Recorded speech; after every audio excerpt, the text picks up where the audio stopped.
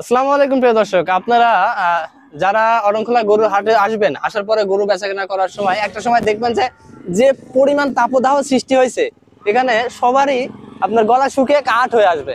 তো কিভাবে তৃষ্ণা নিবারণ করবেন? তৃষ্ণা নিবারণ করার জন্য সবচেয়ে উত্তম একটা মাধ্যম হচ্ছে শরবত বা কোমল পানীয় কিছু পান করা। তার মধ্যে সেরা হচ্ছে মাঠা। আমি মাঠা জীবনে প্রচুর খেয়েছি, আজকেও আপনাদের জন্য একবার খেয়ে দেখাবো। মাঠা আপনার তৃষ্ণা কি পরিমাণ লেভেলে যে আপনার নিবারণ করবে, আপনার না খাওয়া পর্যন্ত, বা যারা খায় নাই তারা বুঝতে পারবেন না, যারা খেয়েছেন তারা তো জানেনই। মাশাআল্লাহ, আমরা এখানে একজন মাঠা বিক্রেতা ভাইকে পেয়েছি, এটা আমার জন্য। Thank you. ভালো কি খারাপ? ভালো হলে ভালো খাবেন, খারাপ হলে খারাপ বলবেন। হ্যাঁ হ্যাঁ, অবশ্যই অবশ্যই। বিসমিল্লাহির রহমানির রহিম।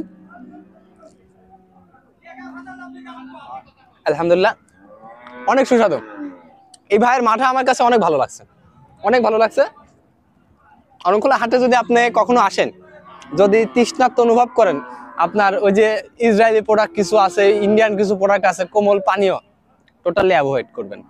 দেশি জিনিস খান, বাংলাদেশের মানুষের সিরাজগঞ্জের জিনিস বিখ্যাত মাঠা। এই মাঠা খাবেন, শরীরের জন্য উপকার।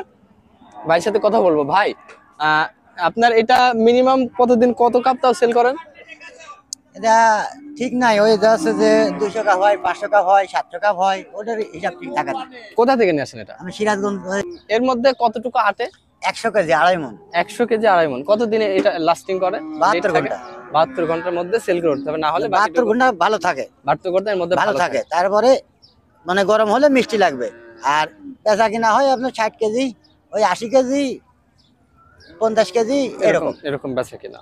আচ্ছা, ঠিক আছে প্রিয় দর্শক, মোটামুটি কিছু তথ্য আপনাদের সাথে শেয়ার করার চেষ্টা করলাম। ইনশাল্লাহ আরো কিছু জানতে চ্যানেলের দিকে চোখ রাখবেন। বিভিন্ন সময় বিভিন্ন বিষয়ের উপরে আমরা তথ্য আলোচিত তুলে ধরবো ইনশাআল্লাহ।